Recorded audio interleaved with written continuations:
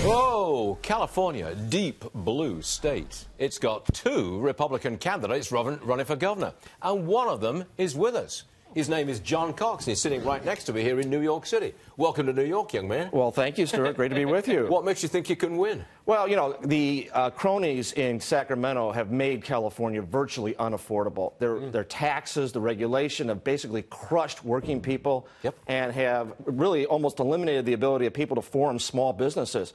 And I got to tell you, the four Democrats running to succeed Brown make Brown look like Ronald Reagan. Well, okay. But they're way to the left. Californians are global warmers, they're climate change people, and they hate Donald Trump. But they want to live, and the housing, the water, the electricity, the gasoline is twice what they pay nationally, and it's grinding the working people into the lower middle class or poverty level.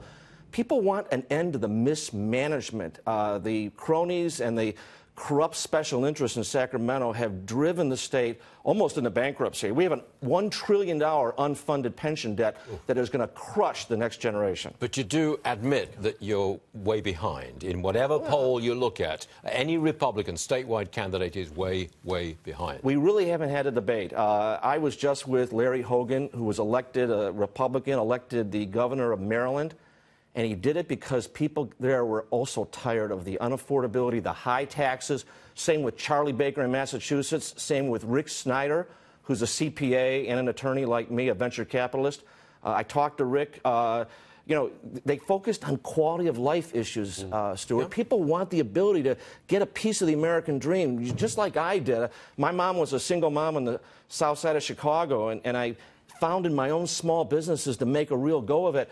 You can't do that in California anymore, and I think people want that opportunity for themselves. Hold on for a second, John. I've got some breaking news. I've just got to deal with this. Sure.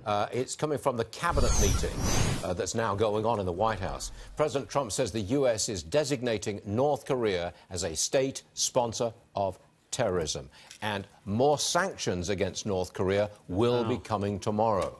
Now, maybe he's got China or lined up to help with those sanctions, but that is news. It's just coming into us from the president right now. So, John Cox, I'm sorry to interrupt like that. No, quite all right. You think you can win? I mean, do you really think you could? Because I've said publicly on this program that in my lifetime, and I've hopefully got maybe 20 years left, maybe on a good forecast, I'm never going to see a statewide election go to the Republicans. Well, you know, just remember, California has elected 4 Republicans going back to 1966 with Ronald Reagan, another guy from Illinois who bailed out the state. Jerry Brown has really been the only Democrat who's been elected and state elected in California. I think the people of California want efficient government. They want an end to the mismanagement. They want, basically, like what President Trump did, is he talked about draining the swamp.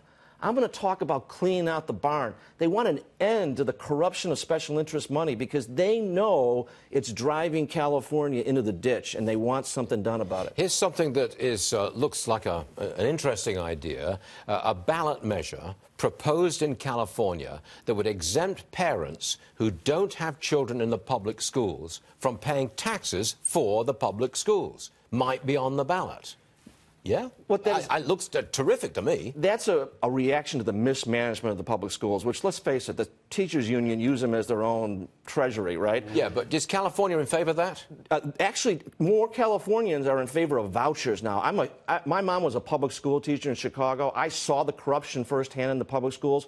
People want a choice. They want a voucher. They want the ability to send their kids to a good school, just like Barack Obama and Bill Clinton. They didn't send their kids to the public school. They chose a good school. There was a poll recently in San Jose that said 60% of parents in California want choice. They want more charters, and they want a voucher. Competition is what makes everything better, more efficient, and quality. We ought to have that in healthcare. We ought to have it in schools. We are the choir, and you are the preacher. Well, I'm going to carry that message all across California. John Cox, I know you've still got a primary to go through, but we wish you the very best of luck, and we hope you can join us again in New York. Thank you. Thank you, sir. Appreciate that. Much obliged.